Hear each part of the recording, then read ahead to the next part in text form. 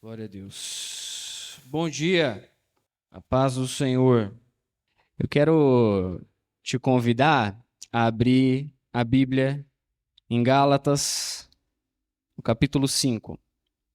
Gálatas, capítulo 5. Inicialmente a gente vai ler só o primeiro versículo. Ele diz assim: Foi para a liberdade que Cristo nos libertou.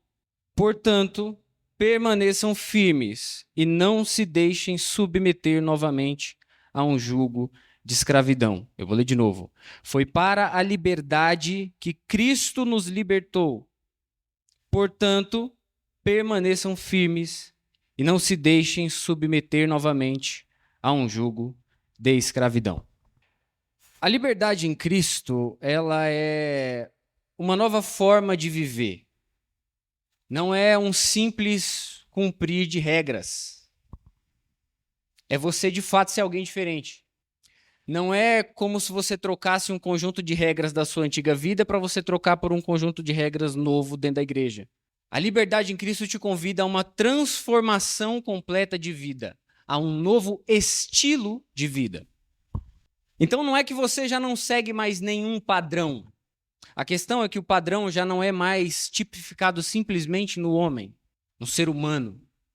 Paulo, quando ele escreve essa carta de Gálatas, ele está muito decepcionado, irmãos. Eu recomendo que você pegue essa carta depois, ela é curtinha, pega a carta e lê. Você vai ver que ele está muito decepcionado, ele está indignado, ele está bravo escrevendo essa carta. Porque essas comunidades da Galácia, eles estavam saindo do evangelho de Cristo que os alcançou através da vida de Paulo para um evangelho que Paulo diz que não era o verdadeiro evangelho. Então essa carta ela vai tratar de muitos temas que a gente pode trazer aí, que são muito atuais. Resumidamente, o contexto dessa carta é que Paulo tinha ido até essas igrejas, lançado os fundamentos dessas igrejas, nessas regiões, na região da Galácia, era uma região grande, não era só um lugar, eram vários lugares que compunham a região da Galácia. E quando ele saiu, chegou um grupo de judeus convertidos ao cristianismo que ainda acreditavam que a simples fé em Jesus não era o suficiente para que a pessoa fosse salva. Eles chegavam e falavam para essas pessoas que elas tinham que cumprir a lei judaica, que elas tinham que se circuncidar e que elas tinham que seguir a dieta dos judeus. Ou seja, simplesmente você ter fé em Jesus não é suficiente. Era essa a mensagem dos caras. Além disso, eles pegavam e falavam assim: Paulo, foi Paulo que veio aqui pregar para vocês, né? Foi ele. Pois é. Paulo é um apóstolo meia boca, galera. Ele não tem muita autoridade para falar das coisas que ele estava falando. Essa era a campanha deles. Não era só uma campanha de perverter o evangelho, era uma campanha também de difamar quem estava pregando o verdadeiro evangelho. E aí, Paulo, ele começa, no começo dos capítulos, ele vai fazendo a sua defesa, ele mostra que o que ele ensinou, ele aprendeu diretamente de Cristo, mesmo que ele não tenha sido um dos 12 apóstolos. Ele também mostra que ele tinha, já que este era o problema, ele tinha a aprovação dos apóstolos lá de Jerusalém, ele tinha a aprovação de Tiago, de Pedro e de João. Ele foi até lá. Esses apóstolos eram tidos como colunas. E ele tinha essa base, essa aprovação para ensinar o que ele ensinava nas igrejas. E ele foi comissionado com a aprovação desses apóstolos para falar com os gentios. Os gentios eram as pessoas que não seguiam a lei judaica, que não eram judeus. Ele exemplifica que naquela ocasião já haviam pessoas que não acreditavam na suficiência de Cristo para salvação e santificação. Ele conta que ele teve que repreender Pedro por uma postura hipócrita, onde quando Pedro estava longe dos judeus, ele ficava tranquilo com os gentios, conversava, trocava ideia. Mas na presença dos judeus, ele se afastava dos gentios, porque ele tinha medo dos caras que eram religiosos. E ele queria manter aquela postura religiosa também. Ele tinha medo de ser julgado. E Paulo confronta Pedro, porque ele fala assim: em Cristo não tem mais essa não, velho.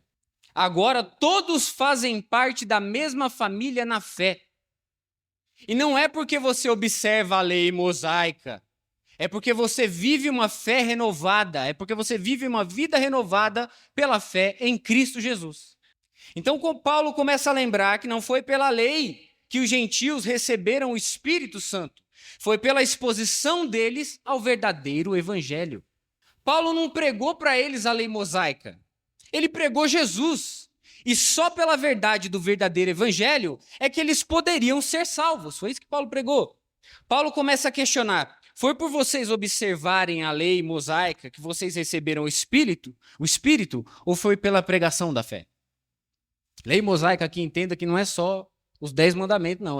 Você pega lá Levítico, Deuteronômio, você tem um monte de coisa lá, um monte de regras, de instruções, de como você tinha que fazer, como você não tinha que fazer, quando você tinha que cortar a barba, o cabelo, tinha para tudo. Era isso, era nesse nível que esse pessoal estava tentando empurrar isso em cima das igrejas, dos novos convertidos.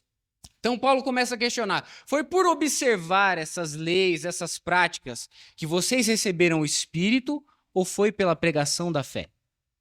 Quem concedeu o Espírito a vocês e opera milagres? Ele fala isso no presente. Quem concedeu o Espírito a vocês e opera milagres no meio de vocês, faz isso por causa da observância da lei ou é por causa da pregação da fé? Ele começa a combater esse pensamento religioso que diz que a salvação começa pela aceitação com Jesus, só que para ser perfeito você tem que pagar os pedágios da religiosidade ainda. E alguém poderia querer, naquela época, evocar uma certa descendência abraâmica, misturar as coisas e falar assim: não, judeus verdadeiros, circuncidados, etc., nós somos aqui os verdadeiros filhos de Abraão. E Paulo rebate essa também, ele fala assim: amigo, na época de Abraão nem tinha lei. Não tinha. Abraão obedeceu a Deus, Deus lançou uma promessa sobre Abraão, ele obedeceu a Deus, isto era fé, e essa fé lhe foi acreditada como justiça. Então, os filhos de Abraão não são os caras que seguem a lei, é os caras que têm fé. E ele vai falando que a lei mosaica era como se fosse um tutor que guiaria as pessoas até Cristo, só que ela não os justificaria diante dele. A lei mostra que nós precisamos de um Salvador. E Jesus consuma a lei mostrando que ele é o Salvador para qual a lei aponta que precisamos.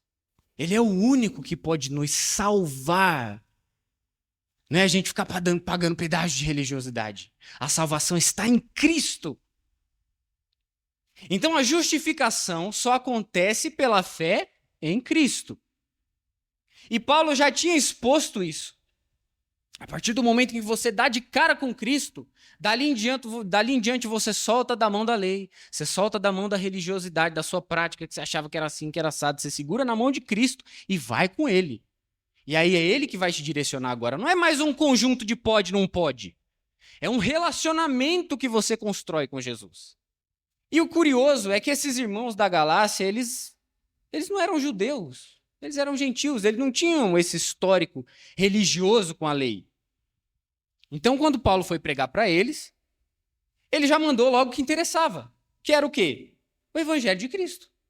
Só que como chegou essa galera lá falando que ele era mentiroso, mandando o povo se circuncidar e etc., ele estava contextualizando a história nessa epístola inteira para eles verem o tamanho do retrocesso e do problema que eles estavam se enfiando ao dar ouvidos numa mensagem mentirosa e num evangelho falso. Paulo está pegando e falando assim: olha só o tamanho do problema que vocês estão trazendo para a vida de vocês. Olha a perda de tempo que vocês estão trazendo para a vida de vocês. Esse não é o verdadeiro evangelho. Não é o evangelho que eu preguei para vocês. Jesus, ele não se importa com uma carne circuncidada. Para ele a circuncisão é aqui no coração. Não é uma lei gravada em tábuas, mais como era na época de Moisés. A lei do Senhor tem que estar cravada no nosso coração e na nossa mente. É muito mais profundo. Paulo estava dizendo que em Jesus a lei se consuma e com ele uma nova vida começa. Paulo não estava invalidando a lei. Ele estava dizendo que não precisava mais daquela lei, daquele conjunto de regras de pode e não pode, porque agora você pode se relacionar diretamente com a fonte, com o próprio Cristo. Paulo fala para ele, vocês já não são mais escravos de um sistema legalista, vocês são filhos de Deus por intermédio do sacrifício de Cristo. Aí você pode se perguntar, Davi, onde você quer chegar com isso? Ainda nos dias de hoje, irmãos, nós somos desafiados na nossa fé a resistir e a observar também leis e doutrinas de homens. O problema é que isso é um atraso de vida.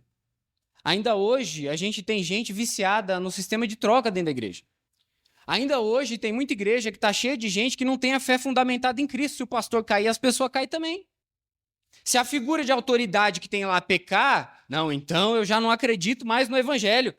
Já não acredito mais em Jesus. Porque, na verdade, elas não foram libertas para a liberdade que Cristo as chamou. E nós precisamos vigiar. Talvez a gente não esteja vivendo nesse sistema hoje, ou a gente não esteja com a nossa mente mais fechada nessa religiosidade, mas não significa que nós estamos imunes a isso.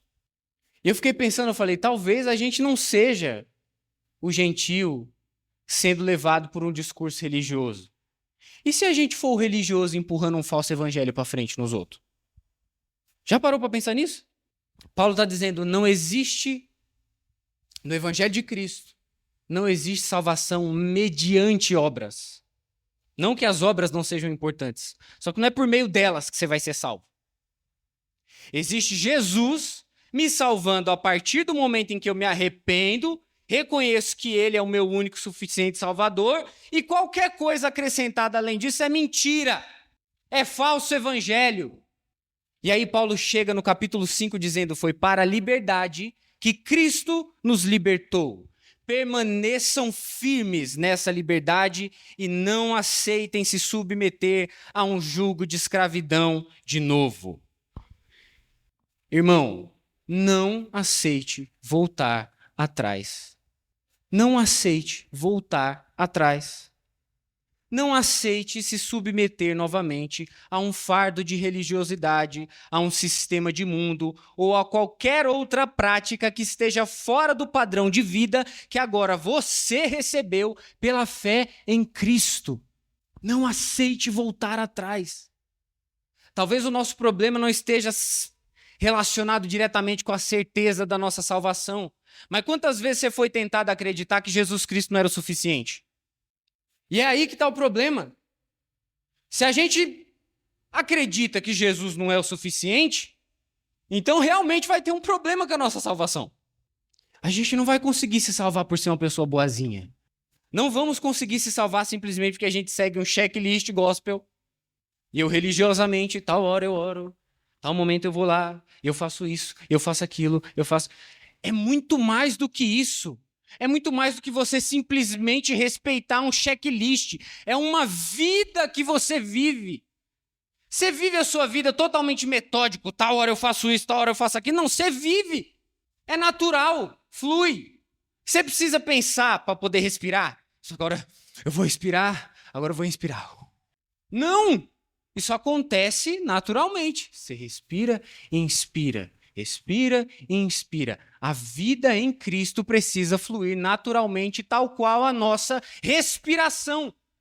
É esse nível de intimidade ao qual Paulo está falando. Vocês atingiram e têm a oportunidade de chegar nesse nível de intimidade. E vocês estão querendo voltar a um sistema antigo que fala até o jeito que vocês têm que cortar a barba.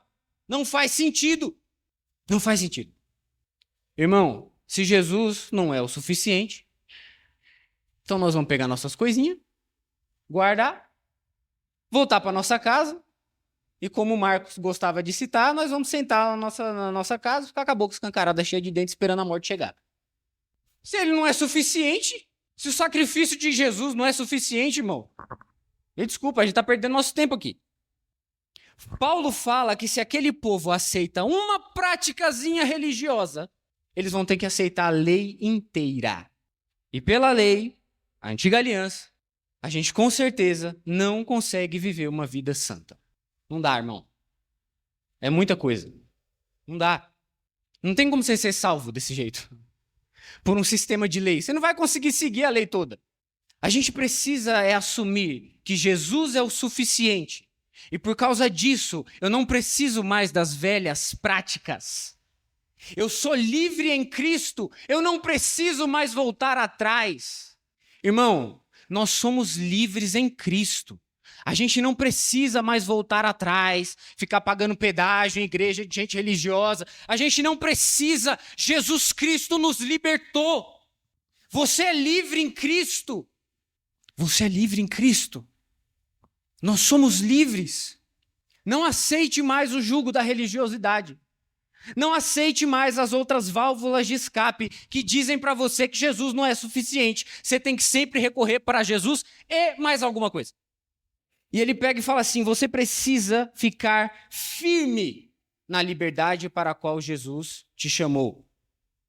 A gente não precisa de força e resistência se não for para aguentar tranco. Não faz sentido nenhum.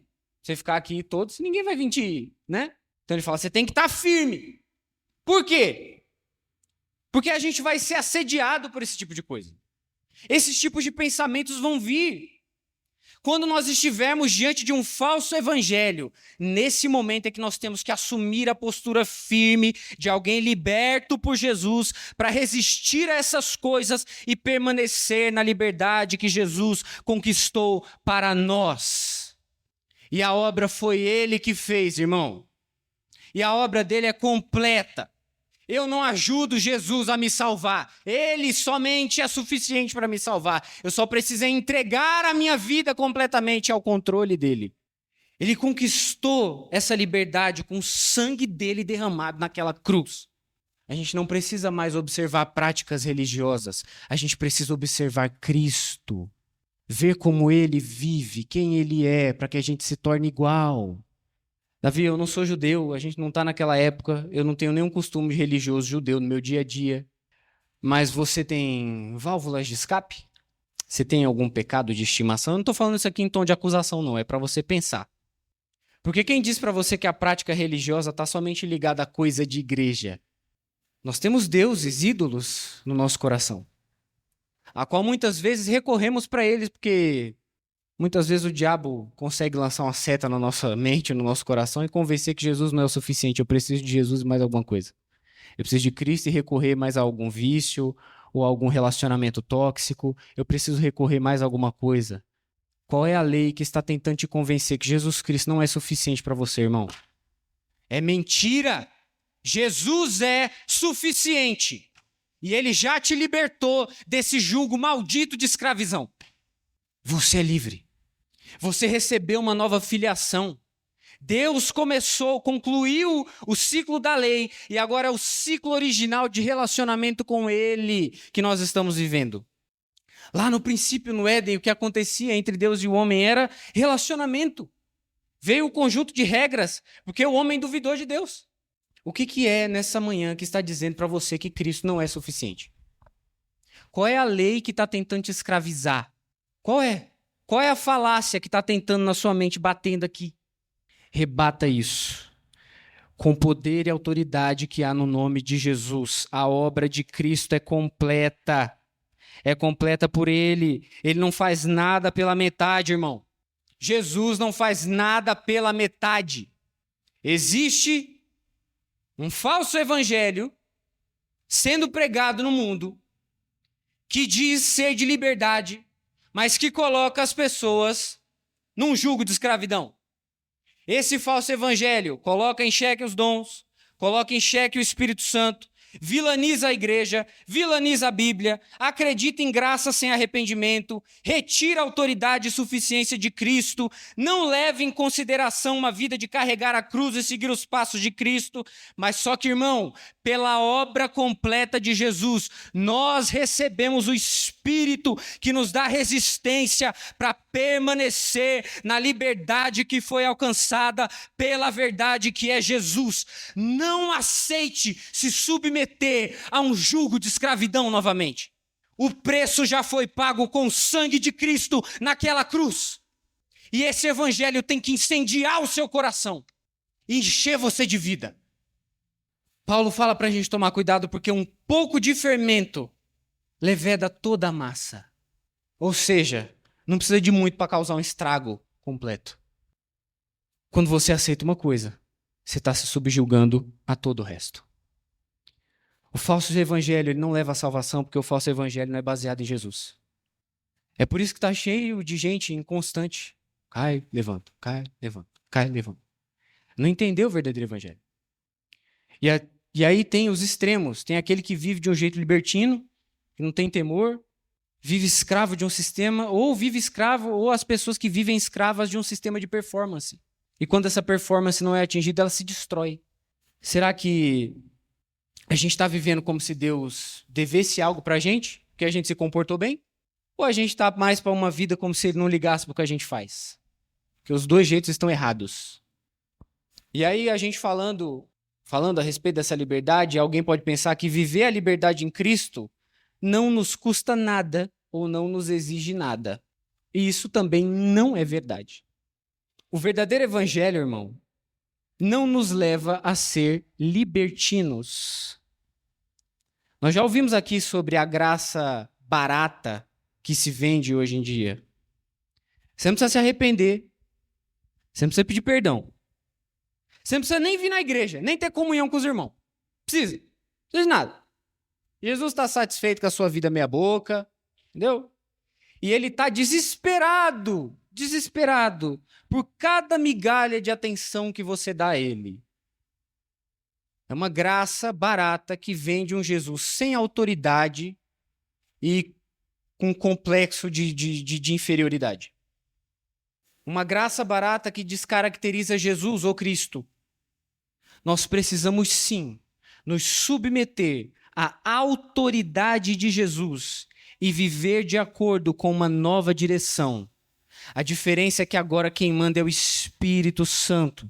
Jesus é o caminho e o Espírito Santo te leva nesse caminho e nessa verdade que é Jesus. Ele nos livra da nossa própria vontade carnal para viver a vontade dele pelo Espírito. A gente vai ser tentado, irmão. A gente vai passar por momentos de dúvida, de incerteza, de dor. A gente não pode aceitar mais viver debaixo dessa condição. Isso significa que não significa que a gente não vai experimentar dificuldades. A diferença é que elas não têm mais o poder de nos escravizar e de parar a nossa vida. Eu acho interessante que Paulo, no versículo 4, ele usa o termo cair da graça. Como se você estivesse aqui e aí você retrocede, você cai mesmo, é uma queda. A vida legalista é uma queda mesmo. É um jeito caído, é um jeito rebaixado de viver. É desarmonioso, é inferior, não tem nada a ver com o que Jesus te chamou para viver. Na salvação pela graça, irmão. Eu não posso me salvar. É Jesus, e é só Jesus que salva. Mas a partir do momento em que eu entendo isso, eu sou incluso nessa graça, e a graça é muito mais profunda do que um sistema de pode e não pode. A graça exige responsabilidade. A graça exige relacionamento com Deus, comprometimento com Ele, compromisso com Ele, com a sua igreja.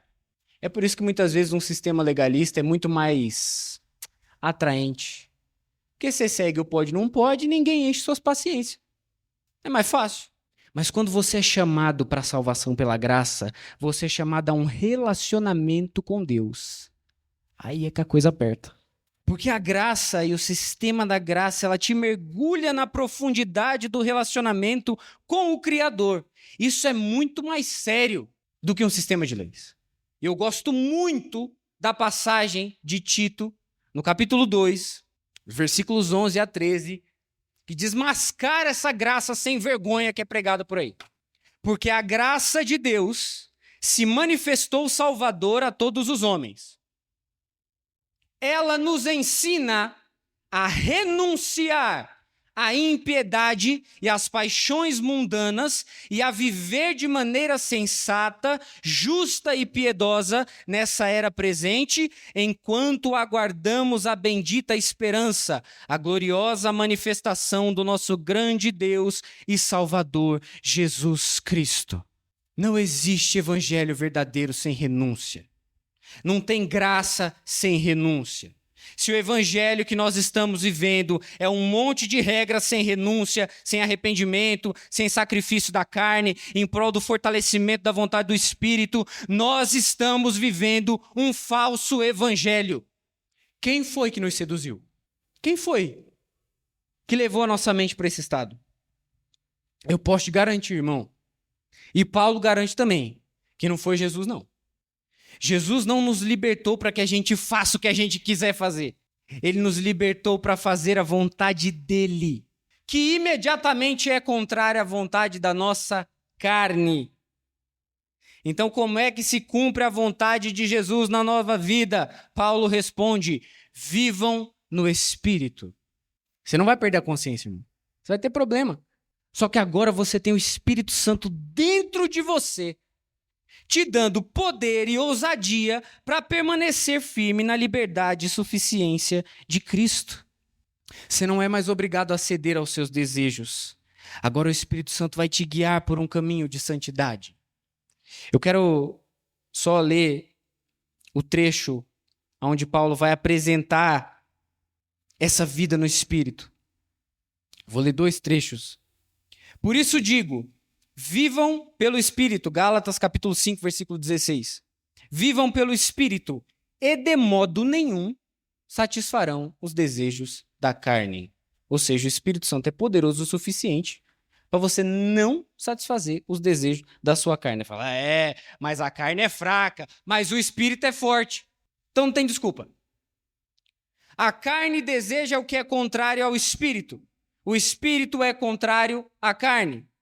Eles estão em conflito um com o outro, de modo que vocês não fazem o que desejam, mas se são guiados pelo Espírito, não estão debaixo da lei. Ora, as obras da carne são manifestas: imoralidade sexual, impureza e libertinagem, idolatria e feitiçaria, ódio, discórdia, ciúmes, ira, egoísmo, dissensões, facções, inveja, embriaguez, orgias e coisas semelhantes. Eu os advirto como antes já os adverti. Aqueles que praticam essas coisas não herdarão o reino de Deus. Se você vive um sistema baseado na sua carne, você não vai herdar o reino de Deus. É isso. Só que aí Jesus te chama para uma vida fantástica, uma vida sensacional, pelo Espírito, e aí a vida pelo Espírito produz amor, alegria, paz, paciência, amabilidade, bondade, fidelidade, mansidão e domínio próprio. Contra essas coisas não há lei. Os que pertencem a Cristo Jesus crucificaram a carne com as suas paixões e seus desejos. Se vivemos pelo Espírito, andemos também pelo Espírito. O Senhor, como eu disse antes, a gente não vai perder a consciência e ter uma amnésia gospel. E de repente você vai esquecer que você é carnal, que você é ser humano. Só que você tem esse Espírito Santo, que é o próprio Deus morando dentro de você. E ele te dá esse poder para você permanecer em Cristo. A nossa carne ainda está aqui. Você ainda tem desejos que militam contra a vontade de Deus. E é por isso que nós precisamos vigiar, irmão. Nós temos que vigiar. Nós precisamos vigiar na nossa conduta. Aquilo que a gente vê, aquilo que a gente fala, sobre o que a gente fala, com quem a gente fala. Nós precisamos prestar atenção na forma como nós estamos vivendo, nas pequenas coisas. Começa a observar as coisas do seu dia a dia. Não fica olhando muito para coisas muito grandes. Olha, observa o seu dia a dia. Como é que você constrói os seus raciocínios? Como é que a sua mente está construindo os caminhos de raciocínio na sua cabeça que vão te levar a tomar uma ação? Que antes de você fazer alguma coisa, você pensa, você raciocina. Que tipo de fruto a sua vida está manifestando, está apresentando? Quando a gente lê esse contraste que Paulo traz, a gente está se parecendo mais com quem? Com quem você mais parece? E a gente sabe, aqui dentro a gente sabe. Quem é que está vencendo essa guerra interna aí, irmão? É o Espírito de Deus ou é a carne? Paulo está dizendo a nossa carne não frutifica coisas boas. É por isso que a nossa salvação jamais vai depender dela. É só Jesus que pode nos redimir. A gente só vive a gente só consegue desfrutar dessa graça salvífica vivendo uma vida pelo Espírito. E como é bom desfrutar da liberdade em Cristo, que me salva de mim mesmo e da morte eterna. Como é bom. Eu queria ler Romanos 8 para fixar ainda mais a maravilha que é viver pelo Espírito. A maravilha que é agora viver uma vida em Jesus, através de Jesus, sendo guiado e olhando para Cristo. Deixa eu beber uma água, que eu já estou ficando sem voz. Olha que coisa maravilhosa. Portanto, vida pelo Espírito. Portanto, agora já não há condenação para os que estão em Cristo Jesus. Porque por meio de Cristo, a lei do Espírito de vida me libertou da lei do pecado e da morte. Aquilo que a lei for incapaz de fazer, por estar enfraquecida pela carne, Deus o fez, enviando o seu próprio Filho à semelhança do homem pecador, como oferta pelo pecado. E assim condenou o pecado na carne, a fim de que as justas exigências da lei fossem plenamente satisfeitas em nós, que não vivemos segundo a carne, mas segundo o... Quem vive segundo a carne tem a mente voltada para o que a carne deseja, mas quem vive de acordo com o Espírito tem a mente voltada para o que o Espírito deseja. A mentalidade da carne é morte, mas a mentalidade do Espírito é vida e paz. A mentalidade da carne é inimiga de Deus, porque não se submete à lei de Deus, nem pode fazê-lo. Quem é dominado pela carne não pode agradar a Deus. Entretanto, vocês não estão sob o domínio da carne, mas do Espírito, se de fato o Espírito de Deus habita em vocês. E se alguém não tem o Espírito de Cristo, não pertence a Cristo. Mas se Cristo está em vocês, o corpo está morto por causa do pecado, mas o Espírito está vivo por causa da justiça. E se o Espírito daquele que ressuscitou Jesus dentre os mortos habita em vocês, aquele que ressuscitou a Cristo dentre os mortos também dará vida a seus corpos mortais por meio do seu Espírito que habita em vocês. Nós recebemos esse espírito de ousadia, esse espírito de vida. E essa vida realmente entregue a Cristo, livre de um pode ou não pode, mas vivendo um relacionamento verdadeiro, onde Ele te diz o que você pode e o que você não pode. É essa vida que nos dá o gás que a gente precisa para continuar firmes até que Ele venha. Até que Ele venha. A nossa esperança tem que continuar viva, irmão. Como se Ele fosse voltar no próximo segundo. A gente não sabe quando vai ser, nem que hora vai ser, se vai ser amanhã, se vai ser daqui a 10 dias, 10 anos, mas a nossa esperança continua viva, a nossa fé continua firme nesse Cristo. É isso que tem que mover os nossos dias. Nós temos o Espírito de Deus, nós somos livres em Cristo, não aceitemos nos submeter mais a nenhum jugo de escravidão. Amém, irmãos?